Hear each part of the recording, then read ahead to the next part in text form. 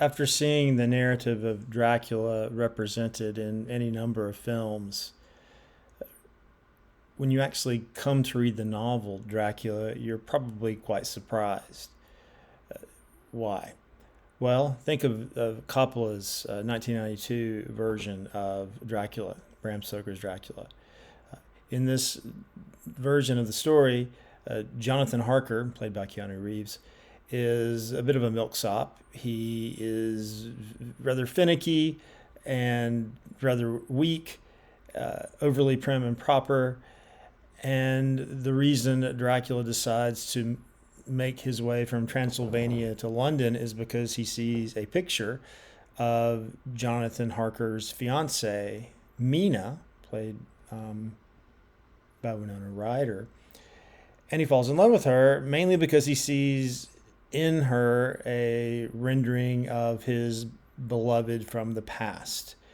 And so ultimately, Coppola's Dracula is told like a romantic love story. Dracula comes to London. He turns into a handsome late Victorian gentleman, Gary Oldman, looking quite fine in a top hat. And Mina's affections shifts from Jonathan to Dracula. And ultimately, the film ends with the two of them back together again. Could not be further from the novel, where Jonathan Harker is strong, resilient, resourceful, and when he feels his wife Mina threatened by Dracula's sexual powers, he reacts with courage and violence. And there is no love story at all. Dracula comes to London. Why? So he can basically have another domain to conquer. He wants to turn all the Londoners into vampires. He's used to being a ruler, and he wants to rule a large group of people. So the love story part of most cinematic renderings of Dracula is not in the novel. And the Harker character, as you see in film, is certainly not in the novel either. But what will strike readers most, I think, about the novel is not so much the changes in narrative, changes from how the novel is rendered in cinema generally, but the changes in the way the story is told. The story of Dracula in... Sorry, my cat is eager to sit on my lap, which is fine in normal circumstances. The story, Dracula, is told not in a necessarily linear fashion and not from one point of view. It is told in the form of several different diaries, newspaper clippings, letters, and memoranda. We learn about Dracula in Transylvania in Jonathan Harker's journal, written in shorthand. We learn a lot about what's going on in London with the Lucy character and her three suitors from Dr. Seward, using a phonograph to create his own diary, mainly to describe the mentally ill in the asylum that he directs. Mina herself, back in London when Harker is in Transylvania, uses a typewriter, a fairly new invention, to type out her diary. And of course, later on, she'll type out the diaries of everyone, so the information about Dracula can be disseminated in the group that is later hunting Dracula down. So we have those two diaries. We have Lucy's diary from time to time, early on before she dies. We have newspaper clippings, as I said, that describe the phenomena created by Dracula's arrival in London, or I should say arrival in Whitby, and then ultimate travel to London. We also have letters sent between Seward and Van Helsing, his former teacher, who joins the group. And we see memoranda written down by Mina Van Helsing. So why does Bram Stoker choose to tell the story of Dracula from so many points of view, and in fact, in so different, very, very modern media. The typewriter, very recently invented in the late Victorian age. The phonograph, same, basically a tape recorder. And in fact, we learned that Jonathan has, in doing his real estate lawyering, a Kodak, a small camera. That does not come into play later on. So there's no one authority in the novel, but many different points of view. Now, traditionally, readers of Dracula have said, well, Stoker is providing multiple points of view because he's describing a supernatural phenomenon.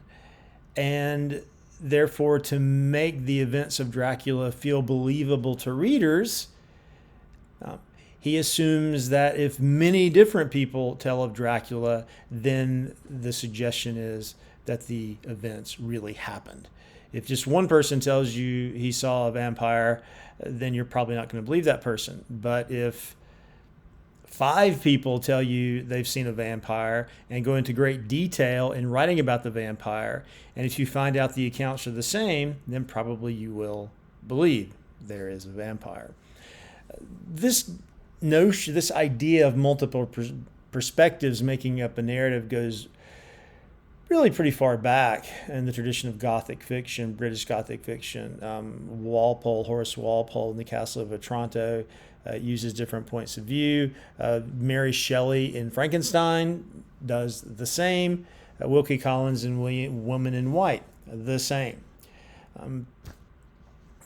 So why does Stoker use this mode of storytelling beyond offering the fiction of verification, the fiction of group verification, the idea in the story that if several people see a vampire, then perhaps the vampire does indeed exist?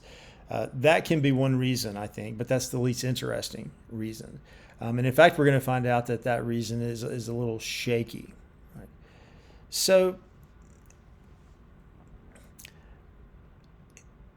in these multiple points of view, there is an emphasis, especially as the so-called crew of light, the 4 men chasing Dracula, Van Helsing, Arthur, Lord Holmwood, Quincy Morris, the cowboy, Dr. Seward, and Jonathan Harker, and we can include Mina Harker as the crew of light. They're called in the novel. They're chasing Dracula down, trying to defeat him because they fear that he will indeed eventually take over the world by turning everyone into a vampire.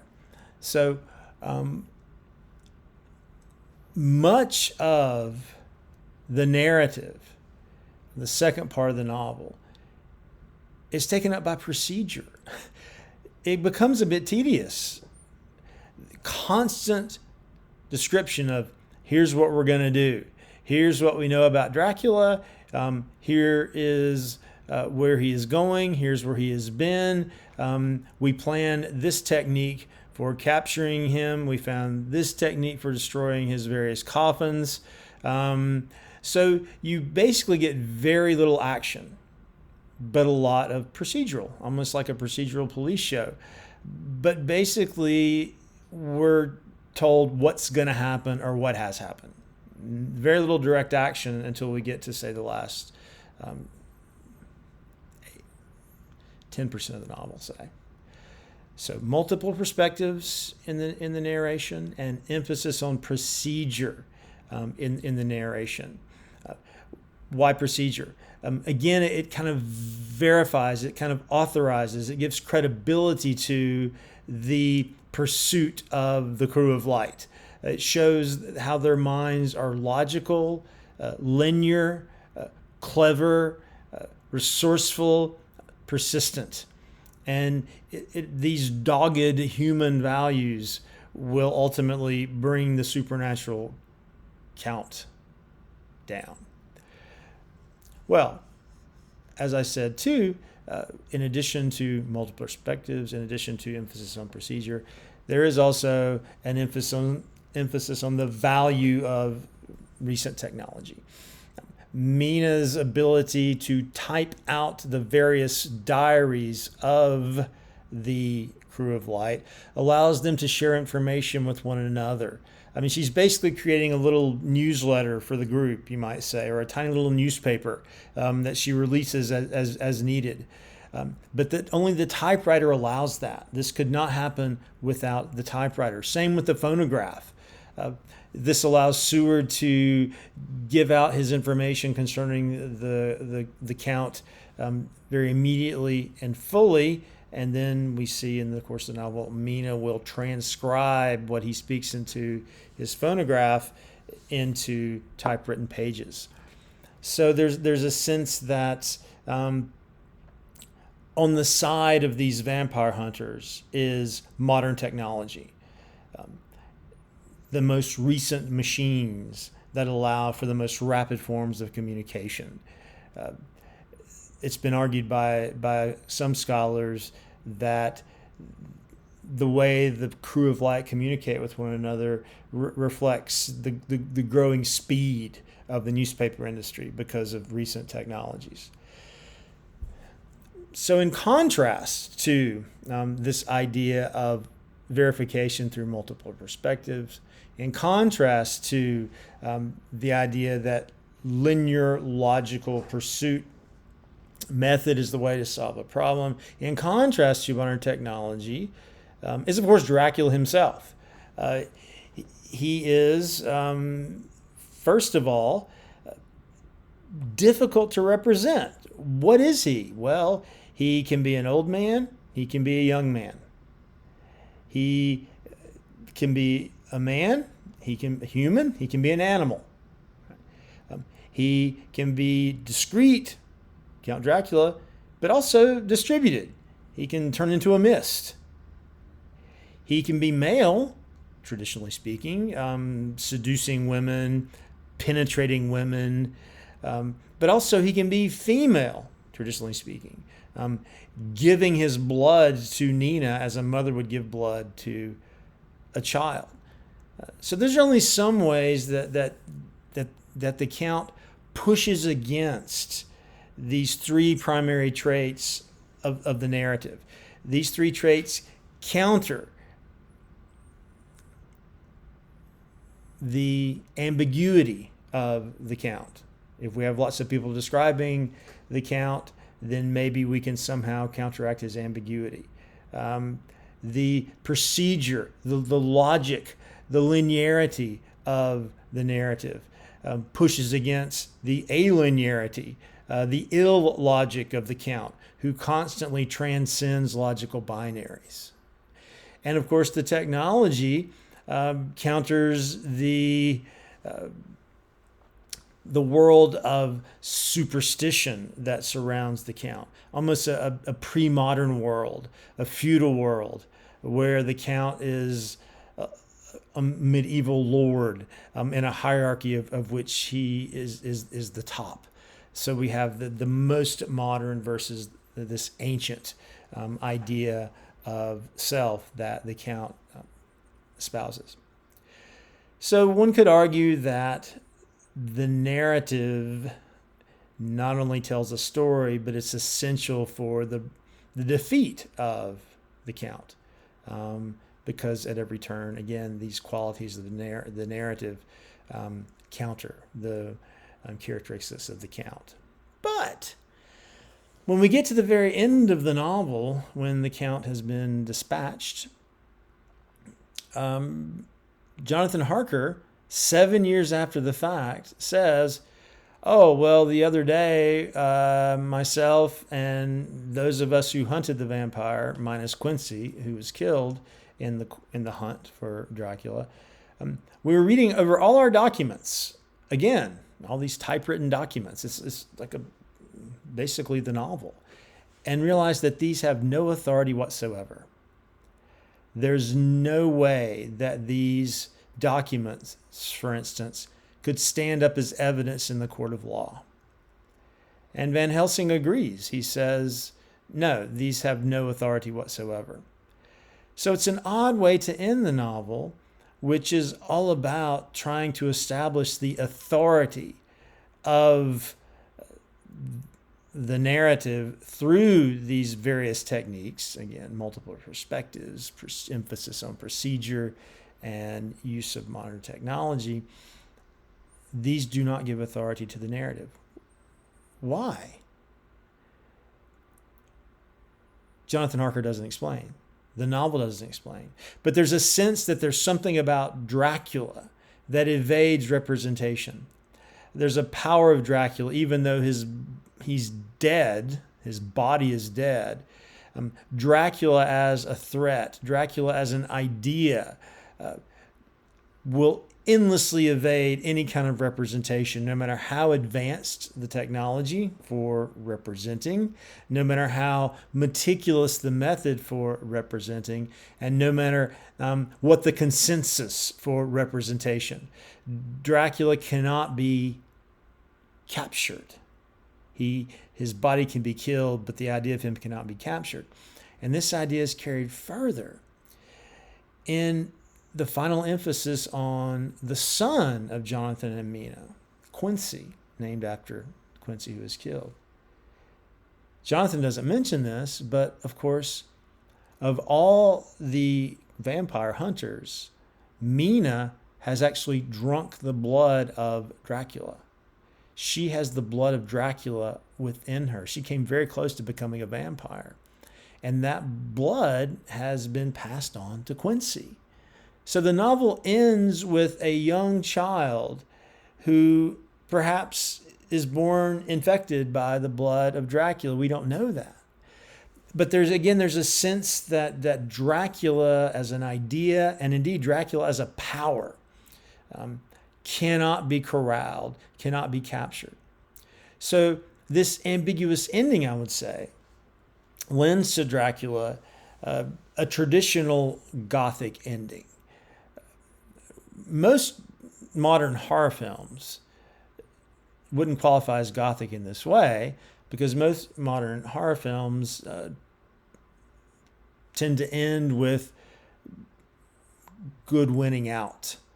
This is especially true in the 80s, the slasher films. Think of Friday the 13th films, where you would have the last girl, or the first Halloween film, the last girl who has not engaged in sex and drinking. She's the good girl, and therefore she gets to live and kill the killer. Very conservative. A truly Gothic ending is an ending that is irreducibly ambiguous, that leaves you at the end of the narrative feeling, whoa, is this monster still alive? Is this criminal still alive? How am I supposed to feel? You can think of the end of Texas Chainsaw Massacre, the first one, where the last scene is Leatherface running with his chainsaw. Like, whoa, this horror is not contained. Or the end of Rosemary's Babies, where you see the Mia Farrow character, Rosemary, rocking the cradle of her infant, which is ostensibly the devil himself. And one of the most ambiguous of all Gothic cinematic endings would be the ending of Kubrick's The Shining from 1980, I think, where you see the Jack Nicholson character in a photograph from the 1920s. And here we have the same thing, that we don't know how to feel. We don't know where authority comes from. Does authority come from Dracula? He's certainly the most powerful and terrifying figure in the novel. Or does power come from the Crew of Light? Does power come from language? Does power come from the evasion of language?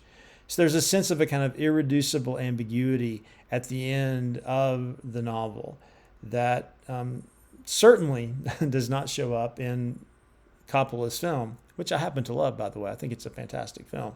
I think it's one of the best renderings of the Dracula narrative there is, but it doesn't carry that power of unsettling, uncanny unease that we feel at the end of Stoker's actual narrative.